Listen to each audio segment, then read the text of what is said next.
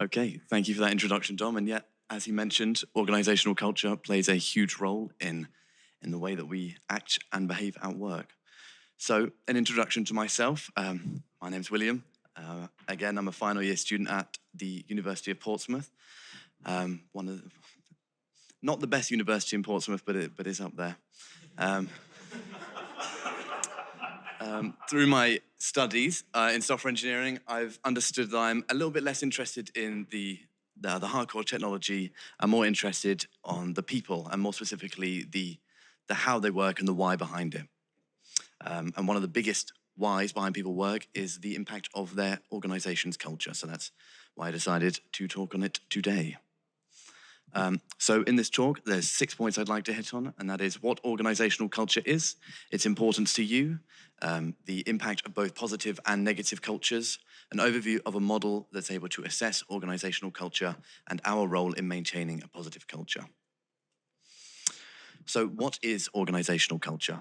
Unsurprisingly, organizational culture refers to the culture found in an organization. The term's been around in academia for about a century. And it can sort of be described as the personality of an organization. So it describes the values that are shared, the beliefs that are shared, assumptions about how people should behave and interact, how decisions should be made, and how work activities should be carried out. So I would put it as the shared beliefs and values that an organization, that people have, that dictates how they behave in the organization. And it's this influence on behavior that derives its impact and importance to understand. So culture is one of the building blocks of an organization and has a huge impact on the way that one operates. Culture eats strategy for breakfast is a famous quote by management consultant Peter Drucker. It tells us that whilst strategy is important, if it doesn't match with the pre-existing culture of our organization, then it's not going to work. Knowing the details to a culture of an organization is almost like having a map to its workplace. It gives insights into the underlying dynamics, unwritten rules, and behaviors that dictate how people behave and the way that things work. Trying to navigate an organization without having an understanding of its culture can lead to confusion and mistakes. So why is it important for you to understand? Understanding the organization's culture helps you align your actions, decisions, and behaviors with others in the organization.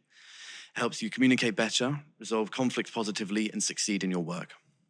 It also greatly affects job satisfaction, your engagement in your work, and your well-being at work. 3 very important factors to your well-being, mentally and physically. People who fit well with the culture are more likely to enjoy their work, feel fulfilled, and contribute to the success of projects. Regardless of your role in your organization, you play an important part in shaping its culture and maintaining that culture. And by understanding that, you can help create a better work environment for yourself and others.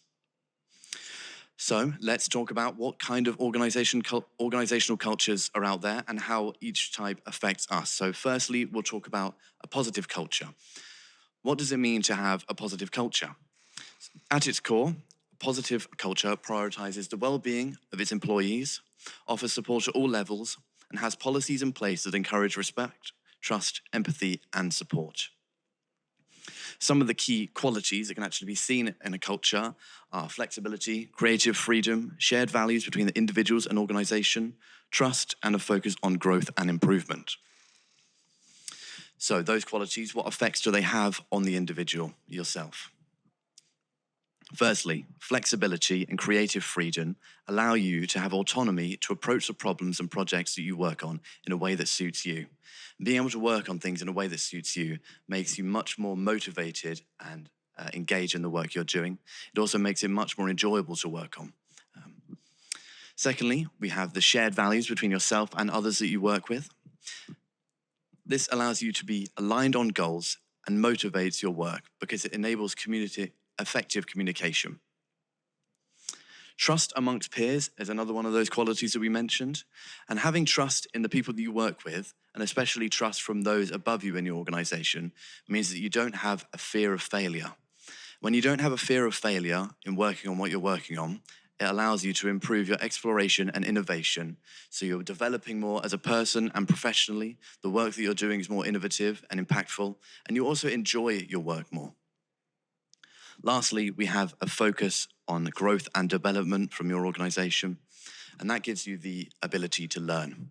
Being able to learn whilst you're at work is going to have a huge impact on your satisfaction, your ability to be productive, and understand your work's context.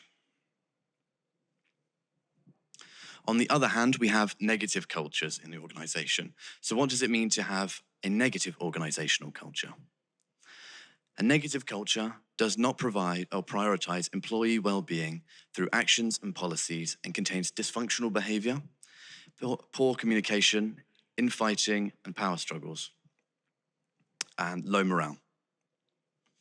Some of the qualities of a positive culture are constant high-pressure environments, weak leadership, an unhealthy work-life balance, and communication issues. Those qualities have a huge impact on your well-being as well, but a negative impact.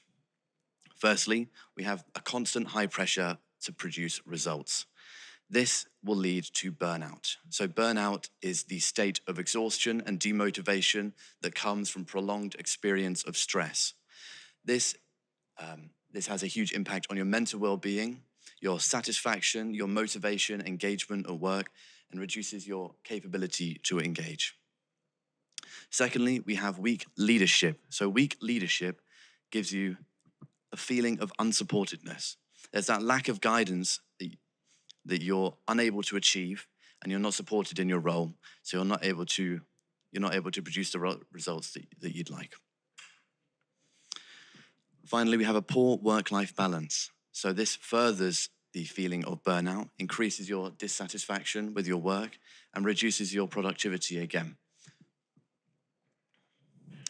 It's important to note that we're talking about positive and negative cultures, and not strong and weak cultures. So strong and weak cultures refer to the presence that culture has inside of an organization. We can see some of the differences in having a strong and weak culture inside of an organization in this table.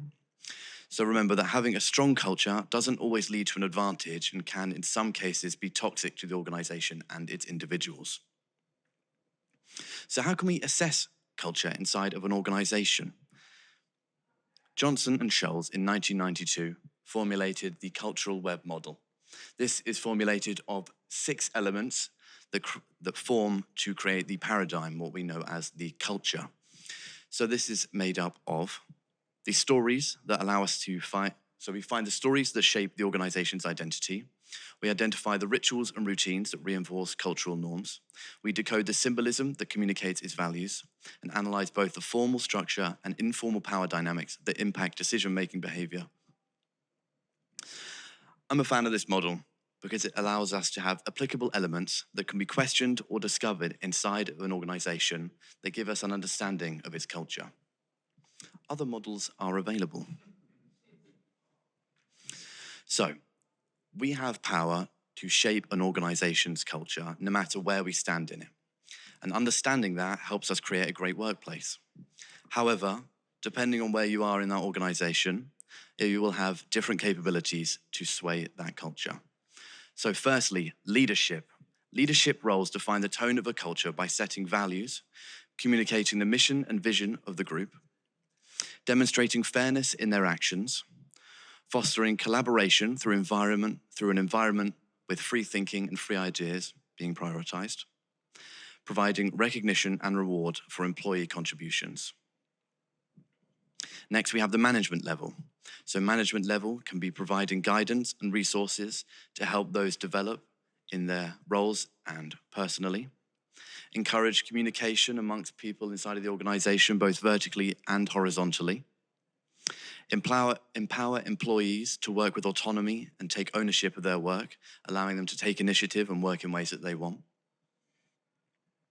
and promote a healthy work-life balance by respecting employees' times and workload. And finally, resolve conflicts fairly and quickly using constructive resolutions. Lastly, we have the employees. They can improve and sustain a culture by supporting their colleagues, contributing positively to goals and projects, providing constructive feedback to leaders to help improve the processes and the communication systems, being enthusiastic about the work that they have and the projects that they're on, and having a willingness to learn and grow. In conclusion, everyone plays a part in the shaping and reinforcing of an organization's culture, and consistent effort and commitment from all levels across an organization are essential for success and a positive work environment that benefits everybody. That's the conclusion of my presentation. Thank you so much for listening.